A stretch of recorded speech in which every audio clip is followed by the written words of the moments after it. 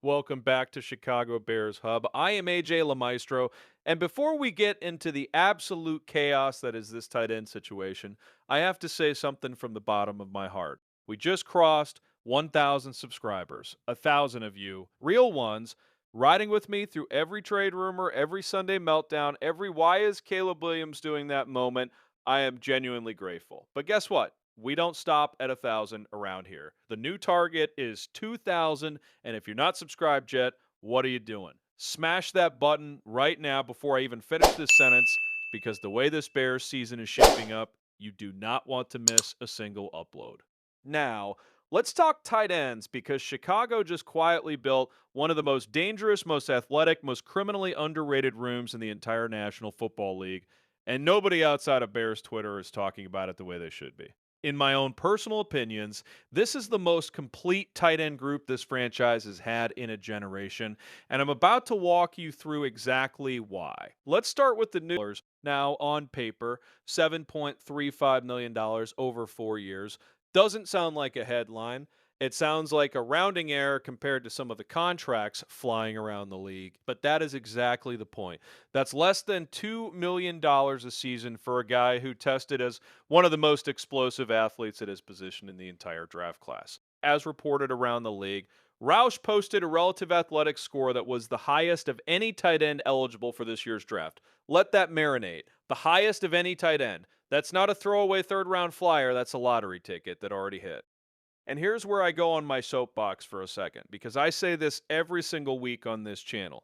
You build sustainable rosters through the draft. You do not build them by throwing monopoly money at 30-year-old free agents every March. Ben Johnson and this front office understand that better than almost anybody in the league right now. And Sam Roush's contract is proof number 1001. When you can get a tight end this athletic, this physical, locked in below $2 million a year for 4 seasons, that is cap space you get to redirect toward paying your actual stars.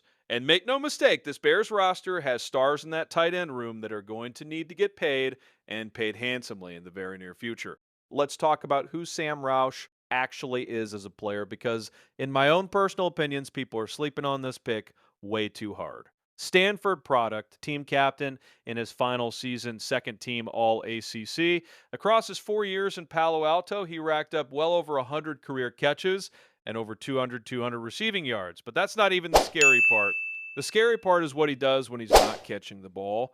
Reports out of Chicago's building have made it clear this kid is viewed as an elite inline blocker first, a pass catcher second, and that combination is exactly what Ben Johnson's offense is starving for. Multiple reports have suggested Roush projects as a key piece in heavier personnel groupings, particularly those 13 personnel packages, that's 3 tight ends on the field at once, which, if you watch the way certain playoff teams use that exact formula last season to bulldoze opposing defensive fronts, you understand why Chicago is racing to copy that blueprint. So now picture the room. You've got Sam Roush as this blocking hammer who can still catch when you need him to. You've got a proven 6 year veteran in Cole Kmet, a guy who has been the steady, dependable presence in that huddle no matter what version of chaos the Bears offense has gone through over the years. And then you've got the headliner, the reason this whole room is must-watch television, Colston Loveland. Let's get into it because ESPN just dropped their tight end rankings for this upcoming season, and Colston Loveland checked in at number 7 overall. Now, on the surface, top 7 sounds great, right? A rookie, well, now a second-year man. Cracking the top 10 at his position league-wide, that's an accomplishment. But in my own personal opinions, and I want you to comment below whether you agree or disagree, number 7 is disrespectful. This man should be a top 3 tight end in the National Football League, full stop, and I'm going to prove it to you.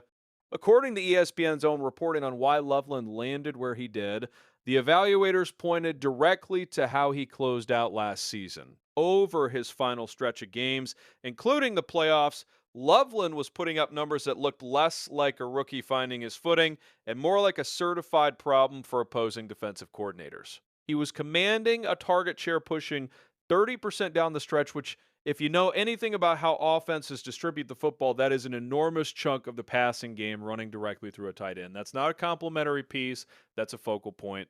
And here's the part that should make every Bears fan sit up straight. Caleb Williams posted a passer rating over 121 when he was targeting Loveland specifically. Over 120. That's not chemistry, that's borderline telepathy. These two have been building something since Loveland stepped on the field as a rookie, and according to Loveland himself, in comments he's given this offseason, that connection with Caleb has only kept growing stronger heading into this year. When your franchise quarterback and your budding star tight end are already speaking the same language at that level, in my own personal opinions, that's the kind of connection that turns into a top five, even a top three weapon by midseason. Now let's rewind because context matters here. Remember the draft? Remember when Chicago used a top 10 pick on Loveland and half the fan base was up in arms? Everybody wanted an edge rusher. Everybody wanted defensive help. And instead, the front office stood firm, stayed at that pick, and selected a tight end out of Michigan. The outrage was real. I remember the comment sections. And you know what happened? Multiple teams reportedly tried to trade UP into that exact draft slot to go get him. That's not speculation. That's a matter of record around league circles.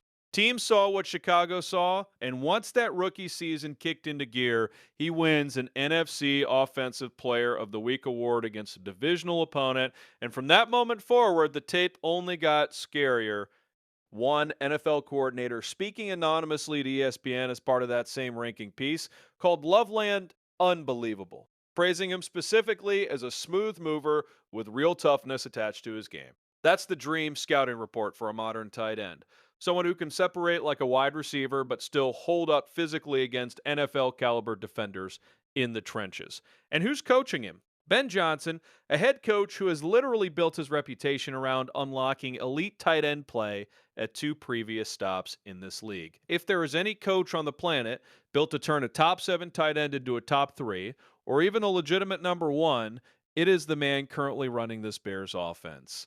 Let's talk about where Loveland lands relative to the rest of the league, because this is where I really start getting worked up, in my own personal opinions. He's currently slotted behind a tight end from a fellow NFC North team who has practically been remade into a superstar under Ben Johnson's old system, and also behind another division rival's tight end. So think about that for a second. Two of the three tight ends ranked ahead of Loveland play in the same division the Bears play in twice a year.